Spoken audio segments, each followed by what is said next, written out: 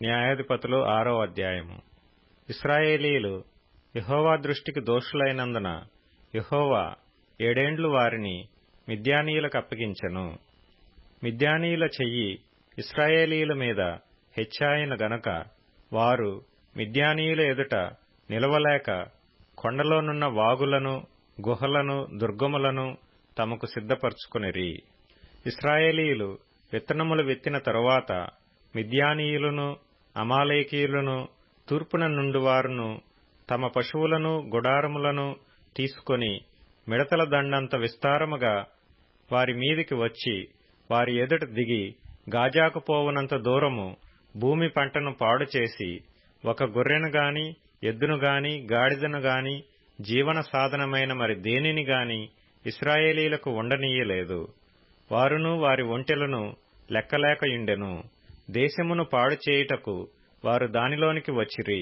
ఇశ్రాయేలీయులు మిద్యానీయుల వలన మిక్కిలి హీనదశకు వచ్చినప్పుడు వారు యెహోవాకు మొరపెట్టిరి. మిద్యానీయుల వలనే బాధను బట్టి ఇశ్రాయేలీయులు యెహోవాకు మొరపెట్టగా యెహోవా ఇశ్రాయేలీయుల యొద్దకు ప్రవక్తనొకని పంపెను. అతడు వారితో ఈలాగు ప్రకటించెను: ఇశ్రాయేలీయుల దేవుడైన యెహోవా సెలవిచ్చినదేమనగా, నేను ఐగుప్తులో నుండి మిమ్మును రప్పించి దాసుల గృహములో నుండి మిమ్మును తోడుకొని వచ్చితిని. ఐగుప్తీయుల చేతిలో నుండియు మిమ్మును బాధించిన వారందరి చేతిలో నుండియు మిమ్మును విడిపించి మీ ఎదుటి నుండి వారిని తోలివేసి వారి దేశమును మీకిచ్చితిని. మీ దేవుడనైన యెహోవాను నేనే. మీరు అమోరీయుల దేశమున నివసించుచున్నారు. వారి దేవతలకు భయపడకుడి అని మీతో చెప్పితిని గాని మీరు నా మాట వినకపోతిరి. యెహోవా దూత వచ్చి అబీయెజ్రీయుడైన యోవాషునకు కలిగిన ఓఫ్రాలోని మస్తకి వృక్షము క్రింద కూర్చుండెను. యోవాషు కుమారుడైన గిద్యోను మిద్యానీయులకు మరుగైయుండునట్లు గానుగ చాటున గోధుమలను దుళ్లగొట్టుచుండగా యెహోవా దూత అతనికి కనబడి, పరాక్రమము గల బలాఢ్యుడా, యెహోవా నీకు తోడైయున్నాడని అతనితో అనగా, గిద్యోను, చిత్తము నా ఏలినవాడా, యెహోవా మాకు తోడైయుండిన ఎడల ఇదంతయు మాకేల సంభవించెను? యెహోవా ఐగుప్తులో నుండి మమ్మను రప్పించెనని చెప్పుచు మా పితరులు మాకు వివరించిన ఆయన అద్భుత కార్యములన్నీయు ఏమాయెను? యెహోవా మమ్మను విడిచిపెట్టి మిద్యానీయుల చేతికి మమ్మను అప్పగించినని అతనితో చెప్పెను.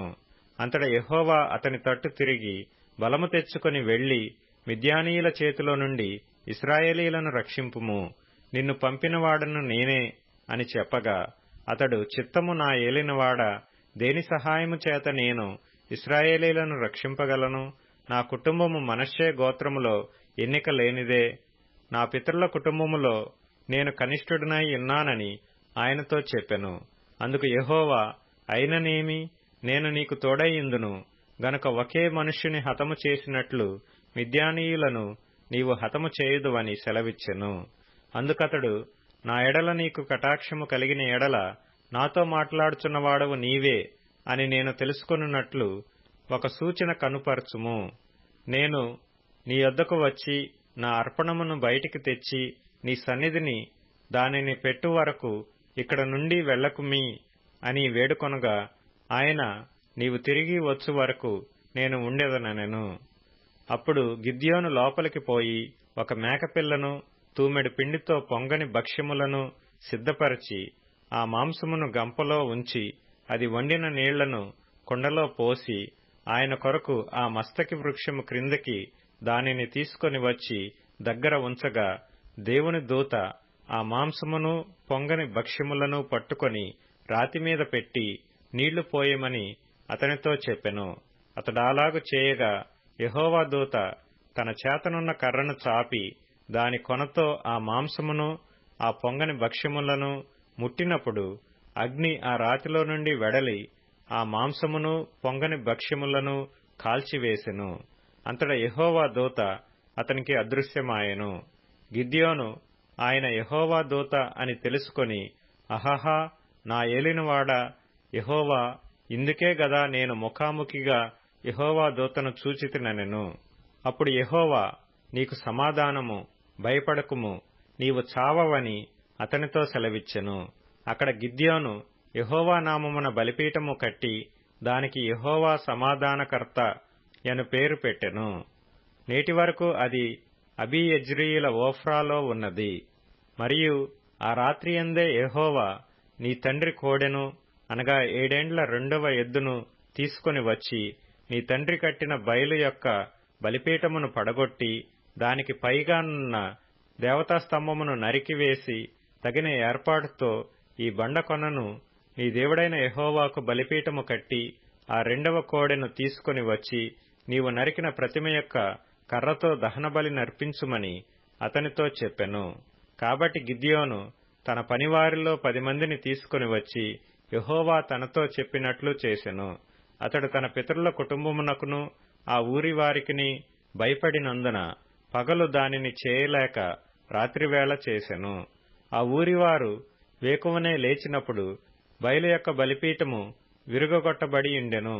దానికి పైగానున్న దేవతాస్తంభమును పడద్రోయబడి ఉండెను.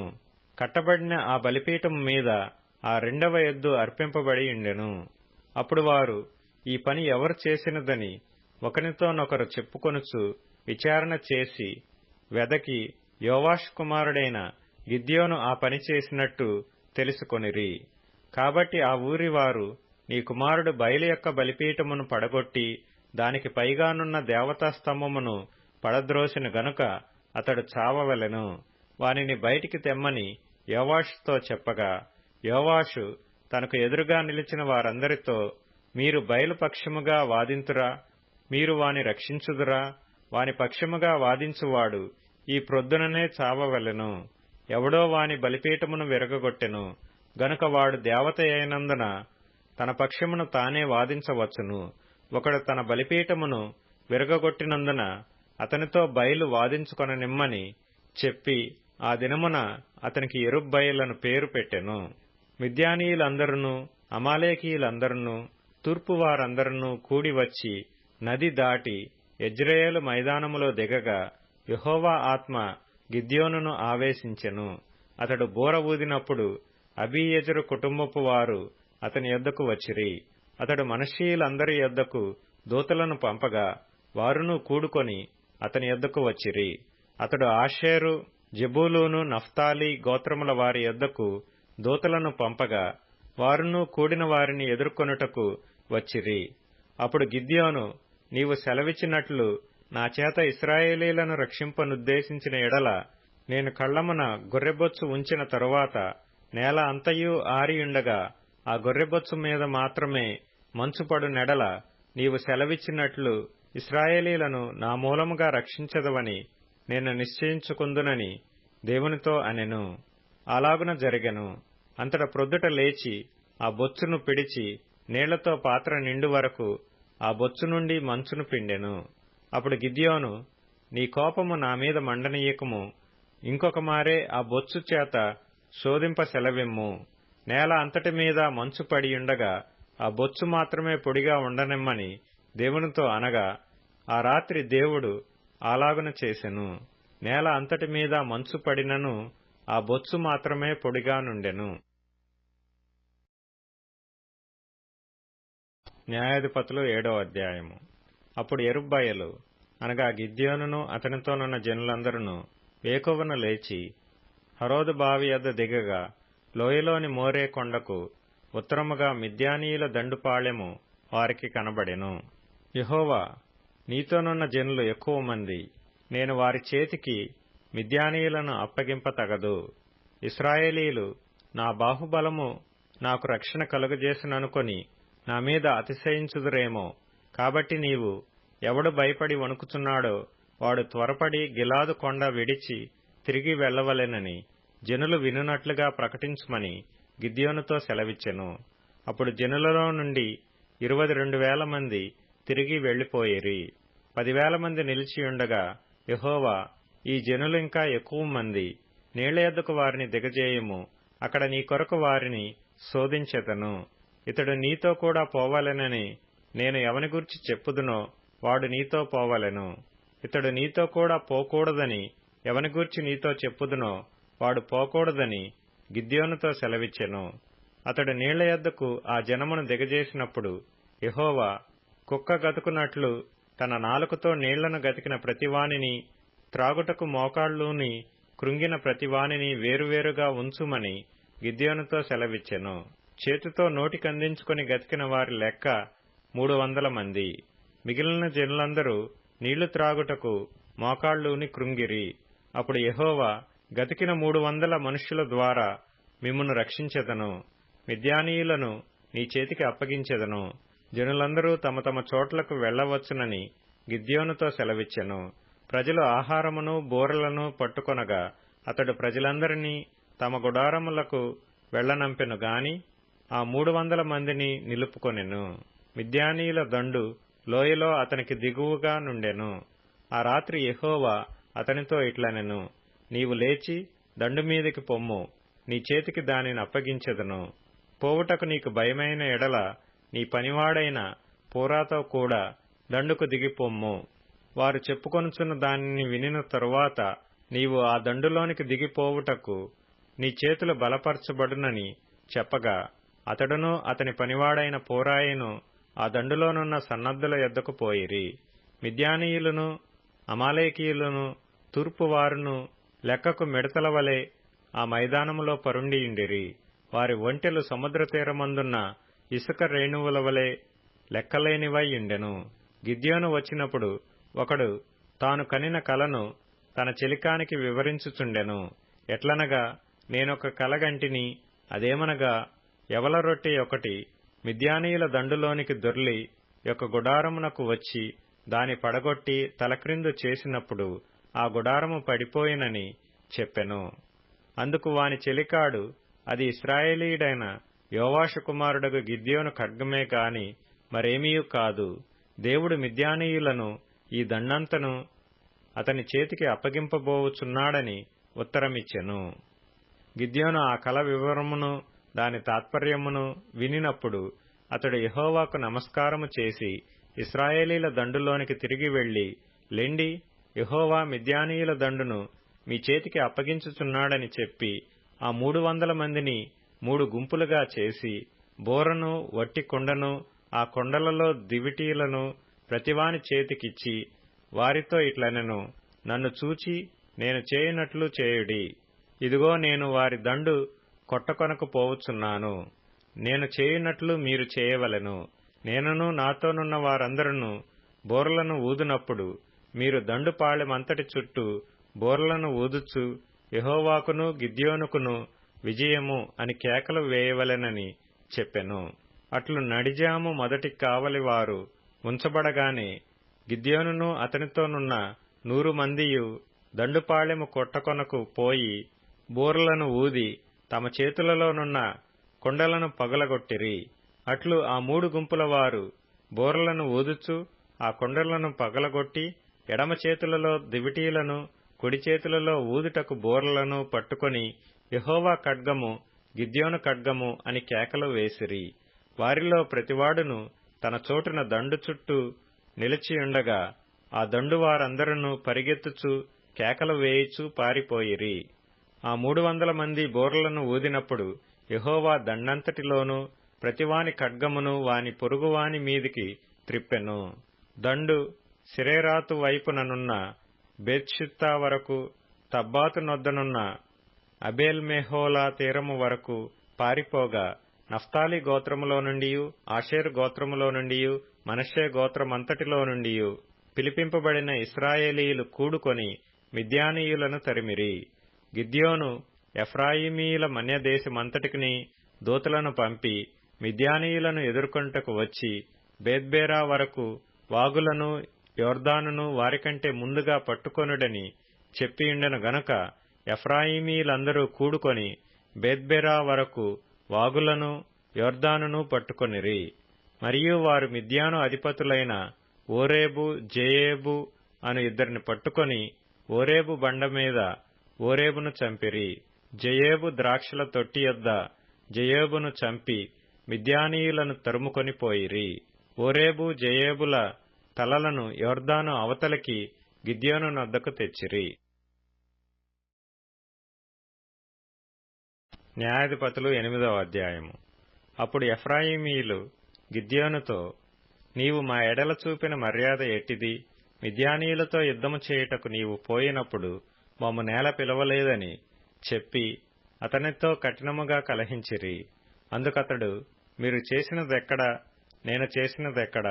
అబీయెజెరు ద్రాక్షపండ్ల కోత కంటే ఎఫ్రాయిమీయుల పరిగె మంచిది కాదా?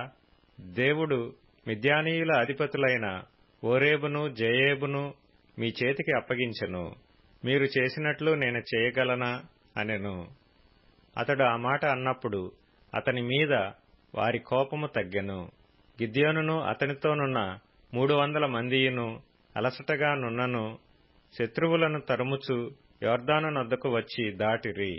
అతడు, నా వెంటనున్న జనులు అలసియున్నారు, ఆహారమునకు రొట్టెలు వారికి దయచేయుడి.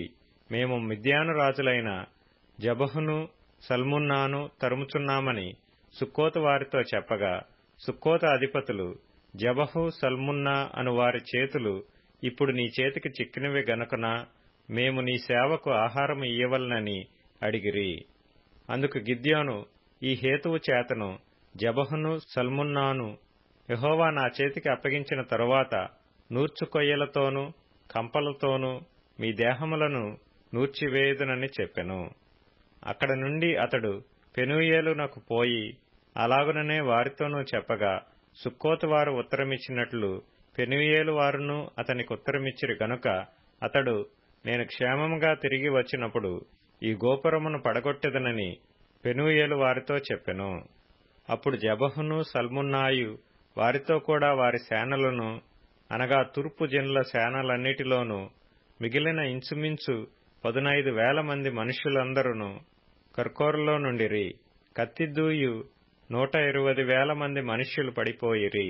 అప్పుడు గిద్యోను నోబహుకును ఎగెబ్బెహుకును తూర్పున గుడారములలో నివసించిన వారి మార్గమున పోయి సేన నిర్భయముగా నున్నందున ఆ సేనను హతము చేసెను. జబహు సల్మున్నాయు పారిపోయినప్పుడు అతడు వారిని తరిమి మిద్యాను ఇద్దరు రాజులైన జబహును సల్మున్నాను పట్టుకొని ఆ సేననంతను చెదరగొట్టెను. యుద్ధము తీరిన తరువాత యోవాషు కుమారుడైన గిద్యోను హెరెసు ఎగువ నుండి తిరిగి వచ్చి సుక్కోతు వారిలో ఒక యవ్వనుని పట్టుకొని విచారింపగా, అతడు సుక్కోతు అధిపతులను పెద్దలలో 77 మనుష్యులను పేరుపేరుగా వివరించి చెప్పెను. అప్పుడతడు సుక్కోతు వారి యొద్దకు వచ్చి, జబహు సల్మున్నా అను వారి చేతులు నీ చేతికి చిక్కినవి గనుకన అలసియున్న నీ సేనకు మేము ఆహారము ఇయ్యవలెను అని మీరు ఎవరి విషయము నన్ను దూషించితిరో ఆ జబహును సల్మున్నాను చూడుడి అని చెప్పి ఆ ఊరి పెద్దలను పట్టుకొని నూర్చు కొయ్యలను బొమ్మజెముడును తీసుకొని వాటి వలన సుక్కోతు వారికి బుద్ధి చెప్పెను. మరియునతడు పెనూయేలు గోపురమును పడగొట్టి ఆ ఊరి వారిని చంపెను. అతడు, మీరు తాబోరులో చంపిన మనుషులు ఎట్టివారని జబహును సల్మున్నాను అడగగా, వారు నీవంటి వారే, వారందరూ రాజకుమారులను పోలియుండిరనగా, అతడు, వారు నా తల్లి కుమారులు, నా సహోదరులు. మీరు వారిని బ్రతకనిచ్చిన ఎడల యెహోవా జీవము తోడు మిమ్మును చంపకుందునని చెప్పి తన పెద్ద కుమారుడైన యెతెరును చూచి, నీవు లేచి వారిని చంపుమని చెప్పెను. అతడు చిన్నవాడు గనుక భయపడి కత్తిని దూయలేదు. అప్పుడు జబహు సల్మున్నాలు, ప్రాయము కొలది నరునికి శక్తియున్నది గనుక నీవు లేచి మా మీద పడుమని చెప్పగా, గిద్యోను లేచి జబహును సల్మున్నాను చంపి వారి ఒంటెల మెడల మీదనున్న చంద్రహారములను తీసుకొనెను. అప్పుడు ఇశ్రాయేలీయులు గిద్యోనుతో, నీవు మిద్యానీయుల చేతిలో నుండి మమ్మను రక్షించితివి గనుక నీవును నీ కుమారుడును నీ కుమారుని కుమారుడును మమ్మను ఏలవలెనని చెప్పిరి. అందుకు గిద్యోను, నేను మిమ్మును ఏలను, నా కుమారుడును మిమ్మును ఏలరాదు, యెహోవా మిమ్మును ఏలునని చెప్పెను.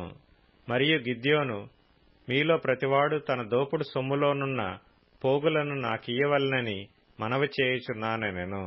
వారు ఇష్మాయేలీయులు గనుక వారికి పోగులుండెను. అందుకు వారు సంతోషముగా మేము వాటినిచ్చెదమని చెప్పి ఒక బట్టను పరిచి ప్రతివాడును తన దోపుడు సొమ్ములో నుండిన పోగులను దానిమీద వేసెను. మిద్యాను రాజుల ఒంటి మీదనున్న చంద్రహారములు, కర్ణభూషణములు, ధూమ్రవర్ణపు బట్టలు గాకును ఒంటిల మెడలనున్న గొలుసులు గాకను అతడు అడిగిన బంగారు పోగుల ఎత్తు 1700 తులముల బంగారము. గిద్యోను దానితో ఒక ఏఫోదును చేయించుకొని తన పట్టణమైన ఓఫ్రాలో దాని ఉంచెను. కావున ఇశ్రాయేలీలందరూ అక్కడికి పోయి దానిననుసరించి వ్యభిచారులైరి. అది గిద్యోనుకును అతని ఇంటి వారికిని ఉరిగా నుండెను. మిద్యానీయులు ఇశ్రాయేలీల ఎదుట అనపబడి అటు తర్వాత తమ తలలను ఎత్తుకొనలేకపోయిరి. గిద్యోను దినములలో దేశము 40 సంవత్సరములు నిమ్మళముగా నుండెను. తరువాత యోవాషు కుమారుడైన యెరుబ్బయలు తన ఇంట నివసించుటకు పోయెను. గిద్యోనుకు అనేక భార్యలున్నందున కడుపున కనిన 70 కుమారులు అతనికుండిరి. షెకెములోనున్న అతని ఉపపత్నియు అతనికొక కుమారుని కనగా గిద్యోను వానికి అబీమెలెకను పేరు పెట్టెను. యోవాషు కుమారుడైన గిద్యోను మహావృద్ధుడై చనిపోయి అబీయెజ్రీయుల ఓఫ్రాలోనున్న తన తండ్రి అయిన యోవాషు సమాధిలో పాతిపెట్టబడెను. గిద్యోను చనిపోయిన తరువాత ఇశ్రాయేలీలు చుట్టునుండు తమ శత్రువుల చేతిలో నుండి తమను విడిపించిన తమ దేవుడైన యెహోవాను జ్ఞాపకము చేసుకొనక మరలా బయలులననుసరించి వ్యభిచారులై బయల్బెరీతును తమకు దేవతగా చేసుకొనిరి. మరియు వారు గిద్యోనును యెరుబ్బయలు ఇశ్రాయేలీలకు చేసిన ఉపకారమంతయు మరచి అతని ఇంటివారికి ఉపకారము చేయకపోయిరి. కీర్తనల గ్రంథం 61వ కీర్తన. దేవా, నా మొర్ర ఆలకింపుము, నా ప్రార్థనకు చెవియొగ్గుము. నా ప్రాణము తల్లడిల్లగా బూదిగంతముల నుండి నీకు మొర్రపెట్టుచున్నాను. నేను ఎక్కలేనంత ఎత్తైన కొండ మీదికి నన్ను ఎక్కించుము. నీవు నాకు ఆశ్రయముగానుంటివి, శత్రువుల ఎదుట బలమైన కోటగానుంటివి. యుగయుగములు నేను నీ గుడారములో నివసించెదను, నీ రెక్కల చాటున దాగుకొందును. దేవా, నీవు నా మ్రొక్కుబడుల నంగీకరించియున్నావు. నీ నామమునందు భయభక్తులు గలవారి స్వాస్థ్యము నీవు నాకనుగ్రహించియున్నావు. రాజునకు దీర్ఘాయువు కలగజేయుదువుగాక. అతని సంవత్సరములు తరతరములు గడుచునుగాక. అతని సన్నిధిని అతడు నిరంతరము నివసించునుగాక. అతని కాపాడుటకై కృపాసత్యములను నియమించుము. దినదినము నా మ్రొక్కుబడులను నేను చెల్లించునట్లు నీ నామమును నిత్యము కీర్తించెదను. లూకా సువార్త 20వ అధ్యాయము. ఆ దినములలో ఒకనాడు ఆయన దేవాలయంలో ప్రజలకు బోధించుచు సువార్తను ప్రకటించుచున్నప్పుడు ప్రధాన యాజకులను శాస్త్రులను పెద్దలతో కూడా ఆయన మీదికి వచ్చి, నీవు ఏ అధికారము వలన ఈ కార్యము చేయుచున్నావో, ఈ అధికారము నీకెవడు ఇచ్చెనో మాతో చెప్పుమని ఆయనను అడిగిరి. అందుకాయన, నేనును మిమ్మును ఒక మాట అడుగుదును, అది నాతో చెప్పుడి. యోహాను ఇచ్చిన బాప్తిస్మము పరలోకము నుండి కలిగినదా, మనుషుల నుండి కలిగినదా అని వారినడుగగా, వారు మనము పరలోకము నుండి కలిగినదని చెప్పిన ఎడల, అలాగైతే మీరెందుకతని నమ్మలేదని ఆయన మనలను అడుగును. మనుషుల వలన కలిగినదని చెప్పిన ఎడల ప్రజలందరూ మనలను రాళ్లతో కొట్టుదురు. ఏలయనగా యోహాను ప్రవక్త అని అందరూ రూఢిగా నమ్ముచున్నారని తమలో తాము ఆలోచించుకొని, అది ఎక్కడ నుండి కలిగినదో మాకు తెలియదని ఆయనకు ఉత్తరమిచ్చిరి. అందుకు యేసు, ఏ అధికారము వలన ఈ కార్యములు చేయుచున్నానో నేను మీతో చెప్పనని వారితో ననెను. అంతటా ఆయన ప్రజలతో ఈ ఉపమానము చెప్పసాగెను. ఒక మనుష్యుడు ద్రాక్షతోట నాటించి కాపులకు గుత్తకిచ్చి దేశాంతరము పోయి బహుకాలముండెను. పంటకాలమందు అతడు ఆ ద్రాక్షతోట పంటలో తన భాగమిమ్మని ఆ కాపుల యొద్దకు ఒక దాసుని పంపగా, ఆ కాపులు వానిని కొట్టి వట్టి చేతులతో పంపివేసిరి. మరలా అతడు మరి ఒక దాసుని పంపగా, వారు వానిని కొట్టి అవమానపరచి వట్టి చేతులతో పంపివేసిరి. మరలానతడు మూడవ వాని పంపగా, వారు వానిని గాయపరచి వెలుపలికి త్రోసివేసిరి. అప్పుడా ద్రాక్షతోట యజమానుడు, నేనేమి చేతును, నా ప్రియకుమారుని పంపుదును, ఒకవేళ వారు అతని సన్మానించెదరనుకొనెను. అయినను ఆ కాపులు అతనిని చూచి, ఇతడు వారసుడు, ఈ స్వాస్థ్యము మనదగునట్లు ఇతని చంపుదము రండని ఒకరితోనొకరు ఆలోచించుకొని అతనిని ద్రాక్షతోట వెలుపలికి త్రోసివేసి చంపిరి. కాబట్టి ఆ ద్రాక్షతోట యజమానుడు వారికేమి చేయును? అతడు వచ్చి ఆ కాపులను సంహరించి తన ద్రాక్ష తోటను ఇతరులకు ఇచ్చునని ఆయన చెప్పగా వారు విని అట్లు కాకపోవును గాకనిరి. ఆయన వారిని చూచి, అలాగైతే ఇల్లు కట్టువారు నిషేధించిన రాయి మూలకు తలరాయి ఆయను అని వ్రాయబడిన మాట ఏమిటి? ఈ రాతి మీద పడు ప్రతివాడును తునకలైపోవును గాని అది ఎవని మీద పడునో వానిని నలిచేయుననెను. ప్రధాన యాజకులను శాస్త్రులను తమ్మును గూర్చి ఈ ఉపమానము ఆయన చెప్పెనని గ్రహించి ఆ గడియలోనే ఆయనను బలాత్కారముగా పట్టుకొన్న సమయము చూచిరి గాని జనులకు భయపడిరి. వారాయనను కనిపెట్టుచు అధిపతి వశమునకును అధికారమునకును ఆయనను అప్పగించుటకై ఆయన మాటలయందు తప్పు పట్టవలెనని తాము నీతిమంతులని అనిపించుకొను వేగుల వారిని ఆయన యొద్దకు పంపిరి. వారు వచ్చి, బోధకుడా, నీవు న్యాయముగా మాటలాడుచును బోధించుచునున్నావు. నీవెవని అందును మోమోటము లేక సత్యముగానే దేవుని మార్గమును బోధించుచున్నావని ఎరుగుదుము. మనము కైసరునకు పన్ను ఇచ్చుట న్యాయమా కాదా అని ఆయన నడిగిరి. ఆయన వారి కుయుక్తిని గుర్తెరిగి, ఒక దేనారము నాకు చూపుడి, దీని మీది రూపమును పైవ్రాతయు ఎవనివని అడుగగా వారు కైసరువనిరి. అందుకాయన, అలాగైతే కైసరువి కైసరునకును దేవునివి దేవునికిని చెల్లించుడని వారితో చెప్పెను. వారు ప్రజల ఎదుట ఈ మాటలో తప్పు పట్టనేరక ఆయన ప్రత్యుత్తరమునకు ఆశ్చర్యపడి ఊరకుండిరి. పునరుత్థానము లేదని చెప్పడి సద్దుకయ్యులు కొందరు ఆయన యొద్దకు వచ్చి ఆయనను ఇట్లా అడిగిరి, బోధకుడా, భార్య బ్రతికియుండగా ఒకని సహోదరుడు సంతానము లేక చనిపోయిన ఎడల అతని సహోదరుడతని భార్యను పెండ్లి చేసుకొని తన సహోదరునికి సంతానము కలగజేయవలెనని మోషే మనకు వ్రాసి ఇచ్చెను. 7 సహోదరులుండిరి. మొదటివాడొక స్త్రీని పెండ్లి చేసుకొని సంతానము లేక చనిపోయెను. 2వ వాడును 3వ వాడును ఆమెను పెండ్లి చేసుకొనిరి.